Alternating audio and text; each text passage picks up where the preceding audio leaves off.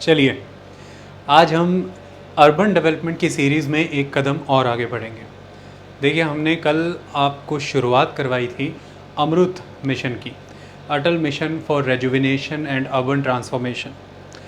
हमने उसके विषय में सारे तथ्य कि उसकी आवश्यकता क्यों पड़ी, अर्बनाइजेशन किस तरह से प्रोग्रेस कर रही है कंट्री में, उससे रिलेटेड सभी डेमोग्राफिक डाटा और फ्यूचर में किस तरह की परिस्थितियाँ हो सकती हैं। मेरे पिछले स्मार्ट सिटी मिशंस में एक फ़िगर कंसिस्टेंटली चलती आ रही थी। कल के लेक्चर में वो फिगर कल मिस कोट हुई है, उसे आप करेक्ट कर लें।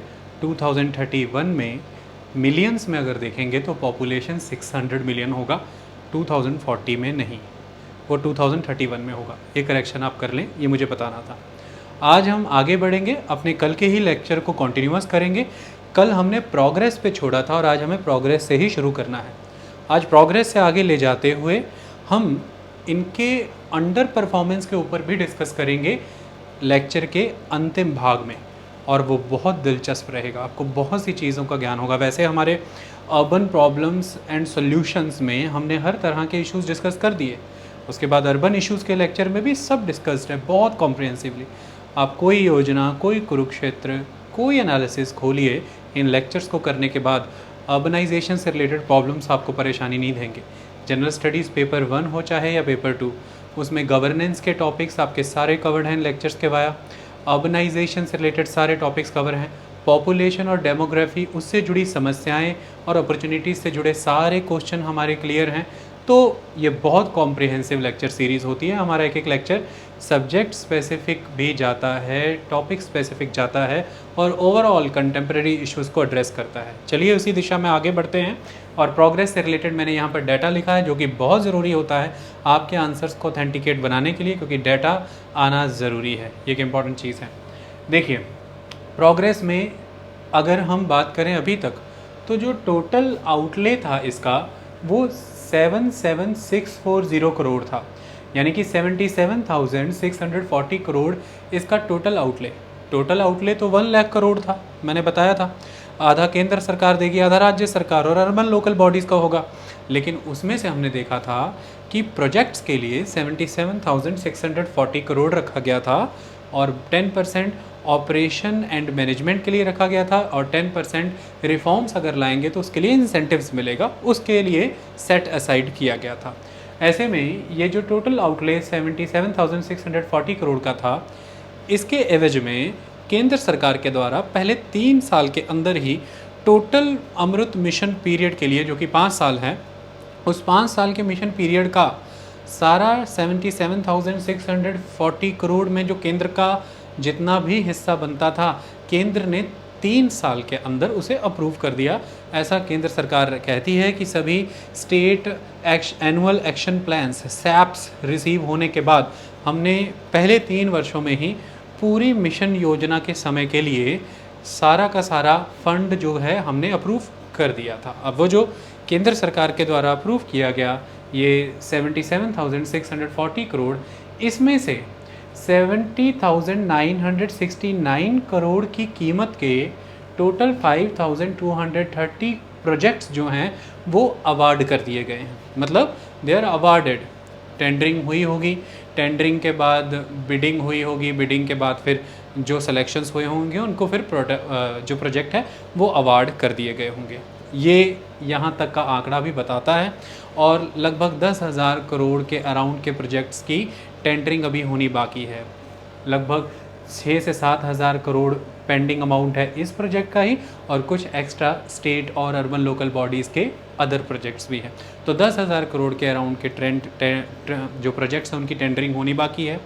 जो 70,969 करोड़ के प्रोजेक्ट्स इस टोटल 77,640 करोड़ में से अभी तक 5,230 प्रोजेक्ट्स इस कीमत के अवार्ड कर दिए गए हैं।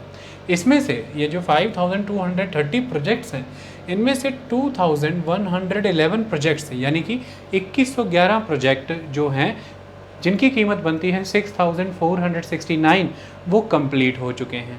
और बाकी के भी कहा जा रहा है कि कंप्लीट हो जाएंगे जल्दी ही, कन्वर्जेंस के माध्यम से और जो भी अदर प्रोजेक्ट स्कीम्स चल रही हैं उनके माध्यम से कोशिश की जाएगी कि जो जैसे स्वच्छ भारत मिशन है, स्मार्ट सिटी मिशन है, प्रधानमंत्री आवास योजना और ये जिसकी हम बात अमृत मिशन कर रहे हैं, और कुछ इंटरनेशनल ऑर्गेनाइजेशंस जैसे कि वर्ल्ड बैंक जैसी संस्थाएं और यूनेस्को के माध्यम से जो चल रहे प्रोग्राम हैं शहरों को लेकर के, या फिर water supply, sewerage, waste management, इनको लेकर के इनके साथ कन्वर्ज करके बाकियों को भी ख़त्म करने के प्रयास जल्दी ही हैं। अभी तक जब मैं आपको ये पढ़ा रहा हूँ इसमें लगभग 2019 अगस्त से नवंबर के बीच में जो डाटा हमारे पास अवेलेबल है उसके मुताबिक लगभग 2111 प्रोजेक्ट 6469 रुपीज़ के कंप्लीट कर दिए गए हैं।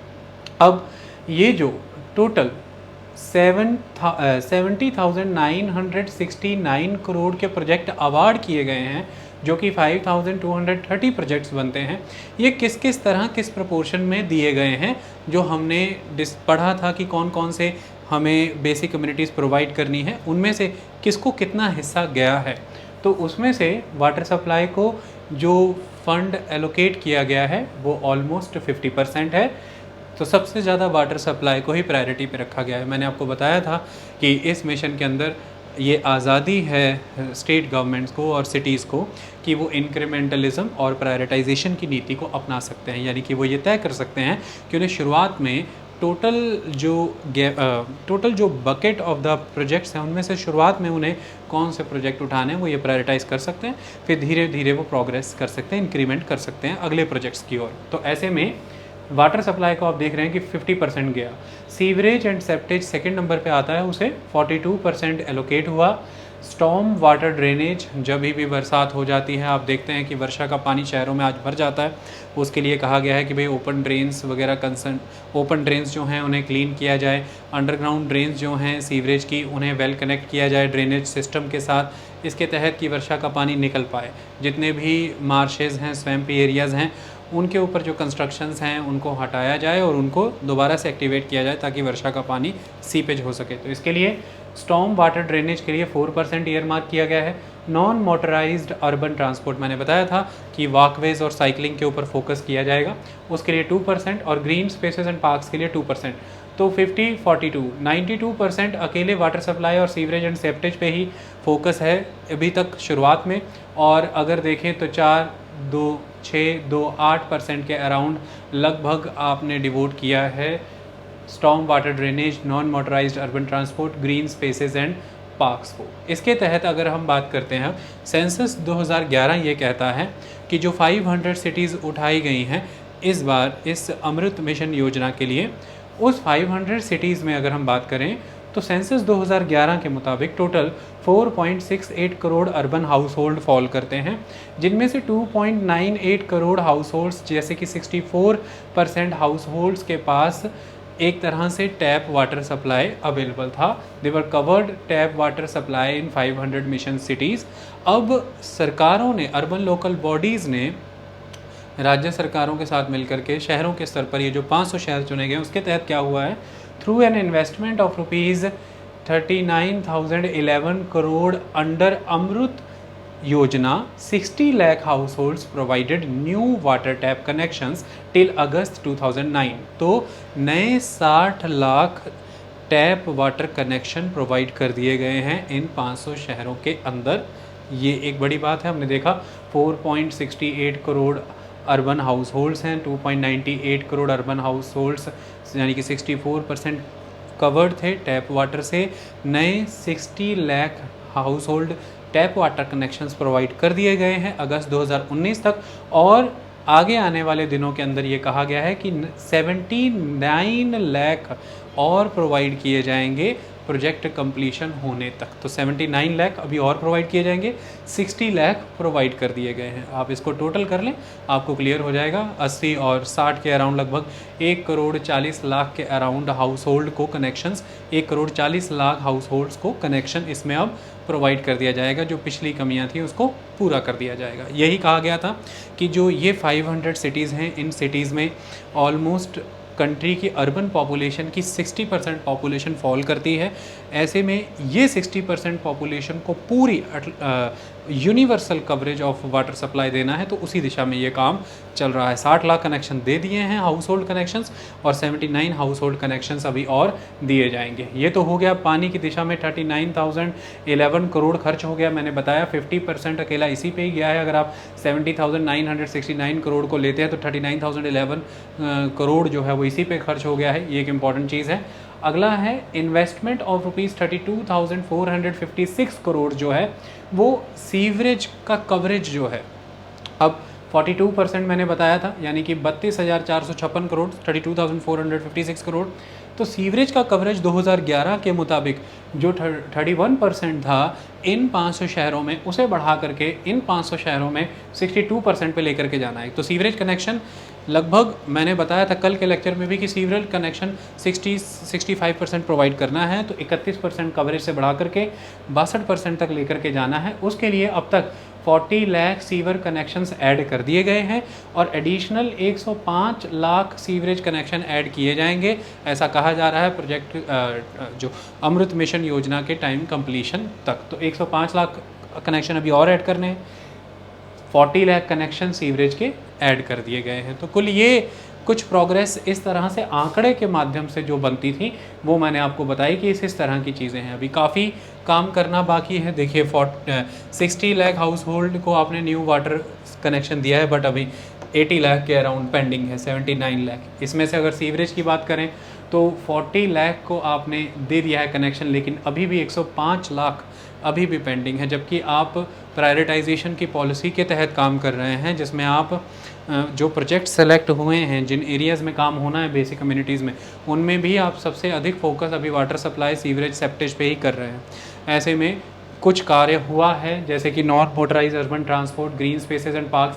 अधिकतर ये कार्य गोवा जैसे शहरों में, तमिलनाडु जैसे गोवा जैसे राज्यों में, तमिलनाडु जैसे राज्यों में ये कार्य आपको देखने को मिलेंगे। लेकिन अभी इस दिशा में कोई बहुत बड़े कार्य नहीं हुए हैं, ये होने बाकी हैं। तो अभी चैलेंजेस बहुत हैं। शुरुआती तौर में जब योजना चलती है समय लगता है, क्योंकि सारे प्रोसेस को स्ट्रीमलाइन करना होता है, रिसोर्सेज को मोबिलाइज़ करना होता है, प्लान फॉर्मेशन होती है, प्लान बिल्डिंग करनी होती है, उसको फिर एलोकेशंस को ईयर मार्क करना होता है, सारे प्रोजेक्ट्स अप्रूव कराने होते हैं, प्रोजेक्ट्स की टेंडरिंग करनी होती है, फिर उसकी बिडिंग होती है, एलोकेशन होता है, फिर कार्रवाइयाँ शुरू होती हैं, लैंड एक्विजिशन और बाकी चीज़ों में भी समस्या आती है। ये सारी प्रॉब्लम्स एग्जिस्ट करती हैं। तो इस तरह से इन चैलेंजेस को देखते हुए ये अब तक आंकड़े आपके सामने खड़े हैं। रही बात रिफॉर्म्स की, तो रिफॉर्म्स की दिशा में सबसे पहली चीज़ जो थी ऑनलाइन बिल्डिंग परमिशन सिस्टम।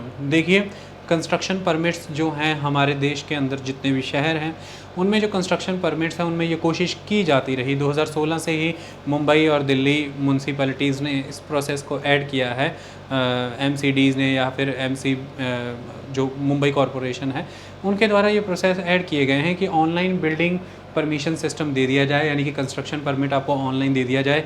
जितने भी external internal non objection certificates NOCs आपको लगनी है, जो भी इंटरनल एक्सटर्नल एजेंसीज़ के द्वारा, वो आपको सिंगल विंडो के तहत प्रोवाइड करा दी जाए। सारी other construction related, project related approval आपको सिंगल विंडो जगह पर प्रोवाइड कर दी जाए। तो ऑल क्लियरेंसेस को इंटीग्रेट कर दिया जाए, NOCs इंटीग्रेट कर दी जाएँ और सिंगल विंडो सिस्टम के तहत ऑनलाइन बिल्डिंग परमिशन सिस्टम आपको प्रोवाइड हो जाए, ताकि कंस्ट्रक्शन का, रियल एस्टेट का, हाउसिंग का प्रोसेस जो है वो सुगम हो जाए इन शहरों के तहत। इस तरह से टेक्नोलॉजी का इस्तेमाल करने की ये बात थी, और ये एक तरह का एक रिफॉर्म भी था अर्बन स्ट्रक्चर में। इसकी दिशा में कार्य अच्छा हुआ है, ऐसा कहा गया है कि ये कार्य हुआ है इसी की वजह से वर्ल्ड बैंक की डूइंग बिजनेस रिपोर्ट, यानी कि DBR, जिसके तहत ईज़ ऑफ डूइंग बिजनेस को हम चेक करते हैं। तो ईज़ ऑफ डूइंग बिजनेस बढ़ाने की दिशा में ही शहरों का विकास करना भी यहाँ पर बहुत महत्वपूर्ण हो जाता है, और उसी दिशा में सरकारें कार्य कर भी रही हैं। तो ईज़ ऑफ डूइंग बिजनेस सिर्फ कोई एक सिंगल स्ट्रोक से नहीं, आपको बड़े लेवल पर अर्बन रिफॉर्म लेकर के आने होंगे, और उसमें एक ये कदम बहुत महत्वपूर्ण था। इसी के तहत कहा गया है कि ईज़ ऑफ डूइंग बिजनेस में सुधार हुआ है, जिसके तहत वर्ल्ड बैंक की डूइंग बिजनेस रिपोर्ट ये बताती है कि जहां 2011 में India doing business report for the construction permit, यानी कि ease of doing business in the sense in context of construction permits में, वर्ल्ड बैंक रिपोर्ट कहती है कि इंडिया की पोजीशन 2011 में 185 थी, जो 158 पोजीशंस सुधर करके अब हो गई है 2020 में 27। तो ये बहुत बड़ी एक अचीवमेंट है कि वर्ल्ड बैंक की डूइंग बिजनेस रिपोर्ट DBR के तहत doing business in construction permit के कॉन्टेक्स्ट में आप 185 पोजीशन जो 2011 में थी उससे इम्प्रूव होकर के 27 पे आए हैं 2020 तक 158 पोजीशंस का यहाँ पर सुधार हुआ है। ये एक इम्पॉर्टेंट चीज़ है। अभी तक ऑनलाइन बिल्डिंग परमिशन सिस्टम यानी कि OBPS जो है ये कहा जा रहा है कि 31 मार्च 2020 तक भारत के कुल सभी शहरों में लागू कर दिया जाएगा।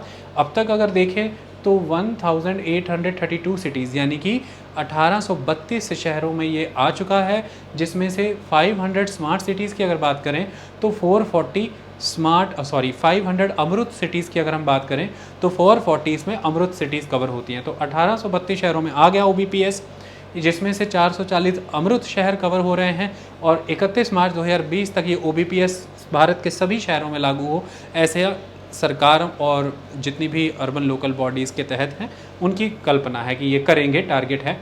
अगला है replacement of the street light with the LED light. देखिए इसमें replacement of street lights with LED lights में 65 लाख कन्वेंशनल लाइट्स को रिप्लेस किया गया है एनर्जी सेविंग LED लाइट्स।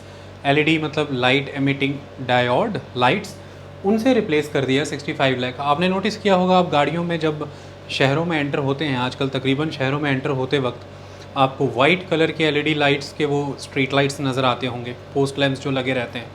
तो वो अब इसी तरफ अभियान चलाया जा रहा है कि किस तरह से एनर्जी को सेव किया जाए, क्योंकि एनर्जी ऑडिटिंग का प्रोसेस इंड्यूस हुआ है। मैंने आपको बताया अमृत मिशन योजना के तहत एनवायरनमेंट को भी सस्टेनेबल बनाना है, उसी दिशा में ये कदम है। तो इसमें ये कहा गया है इसके तहत 139 crore kilowatt hour per annum save होगी, हमारी energy 139 crore kilowatt hour save हो जाएगी। और इसका एनवायरनमेंट को लाभ ये होगा कि कार्बन डाइऑक्साइड एमिशन में reduction in the carbon dioxide emission by 11 lakh tons per annum 11 lakh ton emission कम हो जाएगा कार्बन डाइऑक्साइड का। कारण यही है, जब आप कन्वेंशनल लाइट्स, जब हैलोजन लाइट्स आप यूज़ करते हैं, नेचुरली उसमें ज़्यादा पावर कंजम्पशन होगी, उतनी ही पावर प्रोडक्शन होगी। और पावर मेजॉरली हमारी कंट्री में थर्मल बेस्ड है, तो थर्मल पावर प्लांट से प्रोड्यूस होती है। और थर्मल पावर प्लांट्स में हम स्टीम बनाने के लिए, जिससे टरबाइन घूमती है स्टीम से, उसके लिए हम कोयले का इस्तेमाल करते हैं। कहीं कहीं पर अदर पेट्रोलियम रिसोर्सेज भी, मिनरल ऑयल भी यूज़ होते हैं, लेकिन मेनली कोयला। तो ये सभी के सभी हाइड्रोकार्बन बेस्ड फ्यूल हैं, ईंधन हैं, और इसकी वजह से बड़े पैमाने पर कार्बन एमिशन होता है। तो अगर आप अपने स्तर पर खपत कम कर देंगे बिजली की, तो उधर कारखानों में हमें कोयला कम जलाना पड़ेगा, जिसकी वजह से कार्बन एमिशन कम हो जाएगा। तो इसकी वजह से यहाँ पर ये बताया गया है सरकारों के खर्चे भी आने वाले समय में बिजली के बिल के माध्यम से बहुत घटेंगे, क्योंकि आपने देखा कि 139 crore kilowatt hour per annum घट जाएगा अगर कंजम्पशन इलेक्ट्रिसिटी का, तो इसका पावर कंजम्पशन घटेगा। तो इसका सीधा फ़ायदा म्यूनसिपलिटीज़ को, अर्बन लोकल बॉडीज़ को, ये क्योंकि स्ट्रीट लाइट और ये चीज़ें उनकी जिम्मेवारी पर होती हैं, खर्चा उन्हें कम, बिजली महकमे को कम पैसा बिल के तौर पे देना पड़ेगा। ये एक इम्पॉर्टेंट चीज़ है। नेक्स्ट है द क्रेडिट रेटिंग रिफॉर्म में ये भी एक बहुत महत्वपूर्ण चीज़ है। लगातार ये बल दिया जा रहा है कि जो अर्बन लोकल बॉडीज़ हैं वो फाइनेंस के मामले में, वित्त के मामले में स्वयं सक्षम बन जाएँ, जिसके तहत अगर वो अपने लेवल पर फाइनेंसेस जुटाने लग जाएंगी तो जो एक डेफिशिएंसी ऑलवेज़ आती है कि जिम्मेवारियां उन पर अधिक हैं लेकिन रिसोर्सेज उनके पास कम है, इसे टैप करने में मदद मिलेगी। इसके लिए उन्हें कहा गया है कि आप एफिशिएंसी लेकर के आएँ अपनी वर्किंग में, और उसी के तहत आपको मार्केट में खुद को मोनेटाइज कराना है क्रेडिट रेटिंग के माध्यम से। क्रेडिट रेटिंग मैंने बताया कि 20 लेवल होते हैं, उसके लगभग AAA से लेकर के D तक जाती है, और उसमें BBB वो क्रेडिट रेटिंग का लेवल है जहाँ पर आपको अगर उससे बेहतर, आप BBB से बेहतर है आपकी अगर, तो फिर इन्वेस्टिबल ग्रेड रेटिंग उसे माना जाता है। तो ऐसे में ये कहा गया कि 485 सिटीज़ हैं स्क्रीन हुई, टोटल 500 अमृत सिटीज़ में से 485 सिटीज़ स्क्रीन हुई, जिसमें से 469 सिटीज़ जो हैं उन्हें क्रेडिट रेटेड आउट कर दिया गया। क्रेडिट रेटेड आउट मतलब कि credit rating work commissioned, credit rating का काम शुरू हो चुका। इनमें से 163 सिटीज़ जो हैं वो रेटेड की गई हैं। कौन सी रेटिंग मिली उन्हें? Investible grade rating, that is the IGR। तो 163 सिटीज़ को मैंने बताया BBB तक IGR होता है, इन्वेस्टिबल ग्रेड रेटिंग होती है, तो इनको वो मिल गई। और इनमें से भी 36 सिटीज़ ऐसी हैं जिन्हें A या उससे हायर रेटिंग मिली है, A एंड हायर रेटिंग। तो ये एक इम्पॉर्टेंट कदम कहा गया कि क्रेडिट रेटिंग की दिशा में शहर काम कर रहे हैं। जिनको नहीं मिल पाई है रेटिंग, जो इन्वेस्टेबल ग्रेड रेटिंग में नहीं आ पाई 163 के अलावा बाकी सिटीज़ हैं, उन्हें मोटिवेट किया जा रहा है कि भाई आप भी अपनी इम्प्रूवमेंट्स लेकर के आइए और आप क्रेडिट रेटिंग में कामयाब बनिए, ताकि आने वाले समय में किसी भी तरह की वित्तीय समस्या आपको ना झेलनी पड़े। ये एक इम्पॉर्टेंट चीज़ है। अब क्रेडिट रेटिंग अगर आपको अच्छी मिल जाएगी तो फिर म्यूनसिपल बॉन्ड इशू किए जाएंगे पैसा जुटाने के लिए। और म्यूनसिपल बॉन्ड के ही मामले में ये कहा गया है कि अब तक 2017 से 2019 के बीच में लगभग 3,390 करोड़ यानी कि 3390 करोड़ रुपया जुटाया गया है म्यूनसिपल बॉन्ड्स के माध्यम से। ये इंपॉर्टेंट चीज़ है। इसमें केंद्र सरकार मोटिवेट करती है अर्बन लोकल बॉडीज़ को कि अगर आप इन रिफॉर्म्स में काम करते हैं, जैसे कि म्यूनसिपल बॉन्ड इशू करना, इसमें हम आपको इंसेंटिव्स प्रोवाइड करेंगे। तो उनको एनकरेज करने का ये काम है कि आप अपने लिए फाइनेंसेस जुटाएं, आप एफिशिएंट बने तो हम आपको इंसेंटिव्स देंगे। इंसेंटिव के तौर पर ये मैथमेटिक रखा गया है कि पर 100 करोड़ जुटाने पर, अगर आप पर 100 करोड़ म्यूनसिपल बॉन्ड के माध्यम से रेज़ करते हैं तो केंद्र सरकार इंसेंटिव के तौर पर आपको 13 करोड़ देगी। 100 करोड़ के पीछे 13 करोड़ केंद्र सरकार देगी अगर आप 100 करोड़ रेज़ कर पा रहे हैं म्यूनसिपल बॉन्ड के माध्यम से। और मैक्सिमम पर सिटी लास्ट लिमिट जो है केंद्र सरकार के इंसेंटिव की वो 200 करोड़ है। ऐसा नहीं है कि अब अर्बन लोकल बॉडी 100 करोड़ करके रेज़ करती जा रही है और केंद्र सरकार 13 करोड़ करके देती चली जा रही है। उस पर लास्ट लिमिट 200 करोड़ है पर सिटी, उससे ज़्यादा इंसेंटिव नहीं मिलेगा। और ये प्रोवाइड करेगी महुआ, मैंने बताया था ministry of housing and urban affair, वो आपको इंसेंटिव्स प्रोवाइड करती है। ये एक इंपॉर्टेंट चीज़ है। वही लिखा है ministry of housing and urban affair pays ₹13 crore for raising fund to the tenure to the tune of ₹100 crore up to the limit of ₹200 crore per city, 2% interest subvention. हाँ जी, अब आपने अगर इसका आंकड़ा पूरा बिठाया जाए कि जो इंसेंटिव केंद्र सरकार की तरफ से इन अर्बन लोकल बॉडीज़ को आ रहा है, 100 करोड़ अगर आप रेज़ कर रहे हैं तो 13 करोड़ दे रही है केंद्र सरकार महुआ के तहत, यानी कि ministry of housing and urban affair आपको दे रही है। ऐसे में 200 करोड़ तक पर सिटी मिलेगा। इसके पूरे गणित को बिठाया जाए तो यहाँ से ये पता लगता है कि ये जो भी टोटल बॉन्ड पीरियड है, उस बॉन्ड पीरियड के तहत जो भी बॉन्ड जुटाए हैं इन अर्बन लोकल बॉडीज़ में, उसमें ये कीमत जो अदा की है केंद्र सरकार ने इंसेंटिव के माध्यम से, ये लगभग 2% इंटरेस्ट के माफ़ हो जाने के बराबर की कीमत है। मतलब जो आपने बॉन्ड जुटाए हैं अर्बन लोकल बॉडीज़ ने, तो उनको उस पर बॉन्ड पे इंटरेस्ट पे करना होता है ना। तो ऐसे में 2% तक इंटरेस्ट की कमी आ जाएगी जो इंसेंटिव केंद्र सरकार से मिल रहा है। अगर इसे इस नज़रिए से देखें कि एक तरह का इंटरेस्ट सबवेंशन है ये, तो ये फ़ायदेमंद सौदा रहता है अर्बन लोकल बॉडीज़ की वजह की तरफ से। ज़्यादा बॉडीज़ इसमें मोटिवेट होती हैं। अब सवाल ये उठ खड़ा होता है कि म्यूनसिपल बॉन्ड का कंसेप्ट क्यों होना चाहिए। देखिए, म्यूनसिपल बॉन्ड जो हैं उसकी वजह से improved governance, accounting system, finance, improved governance, improved accounting system, improved finance, improved transparency, improved accountability and improved delivery of services in urban local bodies induce होता है। ये एक इम्पॉर्टेंट चीज़ है। और अगर अर्बन लोकल बॉडीज़ में ये चीज़ें इम्प्रूव होती हैं तो it will enhance the self dependence आत्मनिर्भर हो जाएंगे urban local bodies, and confidence of the cities to serve the citizens better.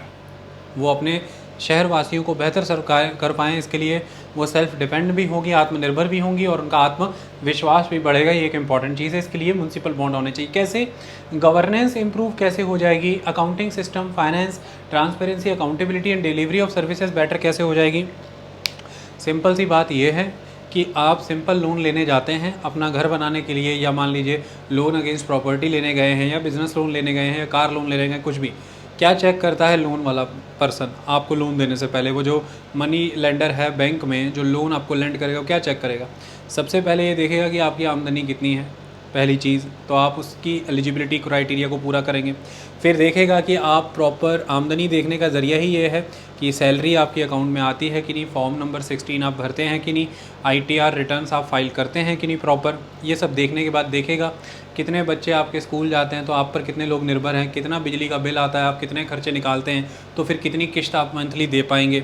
ये सारी चीज़ें वो आपकी देखता है, तब जा कर के आपको लोन मिलता है। मतलब आप अपने ITR रिटर्न्स, अपने फॉर्म नंबर 16, अपनी सैलरी स्लिप सब मैनेज करते हैं प्रॉपर, अपनी आमदनी, खर्चा, हर चीज़ को एक लेक्चर में आप मेंटेन करके रखते हैं। आपकी अकाउंटिंग बहुत अच्छी है। आप अपने घर के खर्चे बाकी सभी चीज़ों को ऑर्गेनाइज़ करके रखते हैं ताकि आप ईएमआईज़ निकाल पाएँ, ये एक इम्पॉर्टेंट चीज़ है।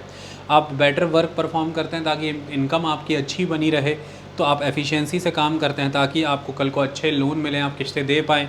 फिर क्रेडिट रेटिंग एजेंसीज़ इसमें भी हैं, जैसे यहाँ पर सिबिल होता है, अगर वहाँ पर आपकी क्रेडिट रेटिंग कम हो जाए तो आपको लोन नहीं मिलते। आप चाहते हैं कि किसी भी तरह से ईएमआईज़ ब्रेक ना हो, वहाँ पर क्रेडिट रेटिंग मेरी अच्छी बनी रहे जिसकी वजह से मुझे लोन्स मिलते रहें। इसके लिए आप प्रॉपर वर्क एफिशिएंसी बनाए रखते हैं, किसी भी तरह से कोई धांधली या धोखेबाजी नहीं करते। तो जैसे आपको लोन देने वाला ये देख रहा है आपकी एसेट को, अपने आपके कोलेट्रल को अपने पास रखने के समय कि आप उसकी ईएमआईज़ पे कर पाएंगे कि नहीं, आप इंटरेस्ट पे करने का दम रखते हैं कि नहीं, प्रिंसिपल पे कर पाएंगे कि नहीं, आपकी कैपेसिटी कितनी है। इसी तरह से अगर म्यूनसिपैलिटीज़ को अपनी साख के आधार पर पैसा जुटाना पड़ जाएगा, अपनी एसेट्स को मटीरियलाइज़ करना पड़ेगा in the form of bonds, तो ऐसे में म्यूनसिपैलिटी के एसेट्स तो यही हैं कि म्यूनसिपैलिटीज़ के पास कितना एरिया कवर हो रहा है, उसमें कितने लोग रह रहे हैं, और म्यूनसिपैलिटी के पास रेवेन्यू के सोर्सेज क्या क्या है, उसके पास कौन कौन से टैक्सेस, यूज़र फीस और चार्जेस के जुरिस्डिक्शंस हैं। ऐसे में क्या वो उन टैक्सेस को प्रॉपर जुटा पा रही है कि नहीं, प्रॉपर्टी टैक्सेस ये एक इंपॉर्टेंट चीज़ है।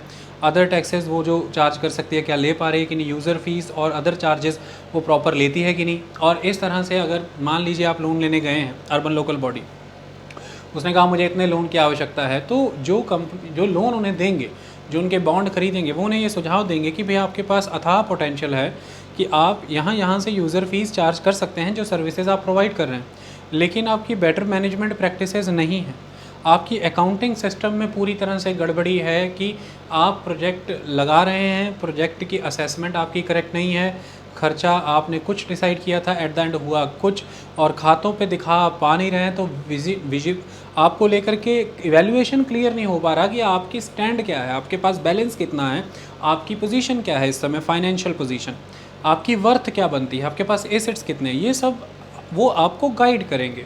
और आप अपने लिए प्रोफेशनल्स हायर करेंगे जो आपकी फाइनेंशियल हेल्थ को बेटर बनाए, वो आइडेंटिफाई करके दें कि भाई कौन कौन से एरियाज़ में जो आपके अधिकार क्षेत्र में आते हैं आप सर्विसेज प्रोवाइड करके बेटर रेवेन्यू जनरेट कर सकते हैं, बेटर यूज़र फीस और चार्जेस वसूल सकते हैं, किस तरह से आप प्रॉपर्टी टैक्स बेटर चार्ज कर सकते हैं, बेटर ले सकते हैं, कैसे आप लोगों से बेटरमेंट लेवाइज चार्ज कर सकते हैं, कैसे आप उनसे ट्रांसफ़र ऑफ द राइट्स के चार्जेस आप वसूल सकते हैं, ये सारी चीज़ें आप वैल्यू चार्जेस उनसे वसूल सकते हैं कि उनकी ज़मीन की कीमतें बढ़ रही हैं, वो इसी वजह से क्योंकि इंफ्रास्ट्रक्चर आप वहाँ प्रोवाइड कर रहे हैं।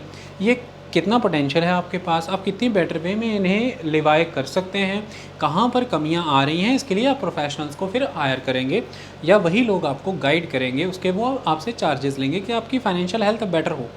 इसके तहत क्या होगा, आप सर्विस बेटर देंगे यूज़र को, अगर यूज़र फीस ले रहे हैं, चार्जेस ले रहे हैं, वो इसी आधार पर मिलेगी कि आप उन्हें सर्विसेज बेटर देंगे।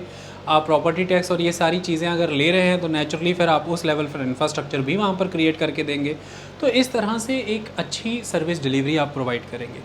आपको जब उस बॉन्ड जब आप इशू करने जा रहे हैं तो उनके सैकड़ों आगे सवाल हैं आपको पैसा देने से पहले, फंड रेजिंग इतना इजी टास्क नहीं है। उनके उन सभी चेकलिस्ट को, उन सवालों को पूरी तरह से जवाब देने के लिए आपको फिर अपने अंदर उतना ही बेहतर मैकेनिज़्म इंड्यूस करना पड़ेगा, गवर्नेंस लानी पड़ेगी, फंक्शनिंग लानी पड़ेगी, सारी इलिसिट एक्टिविटीज़ को क्लीन अप करना पड़ेगा। तो इनकी वजह से नेचुरली आपकी गवर्नेंस बेटर होगी, आपकी फाइनेंसिंग, आपके खर्चे घटाने आपको, ये इंपॉर्टेंट चीज़ है, और आमदनियाँ बढ़ानी है आपको ऑनलाइन सर्विसेज का इस्तेमाल करना है, आपको स्टाफ की रिपोर्टिंग टाइम प्रॉपर करानी है, स्टाफ काम पर टाइम लिया है, ये इंपॉर्टेंट चीज़ है। आपको उनकी वर्किंग एफिशिएंसी को बढ़ाना है तो कैपेसिटी बिल्डिंग करनी है, उनकी ट्रेनिंग होनी चाहिए, ये बहुत इंपॉर्टेंट चीज़ है और ये किया भी जा रहा है इस समय में।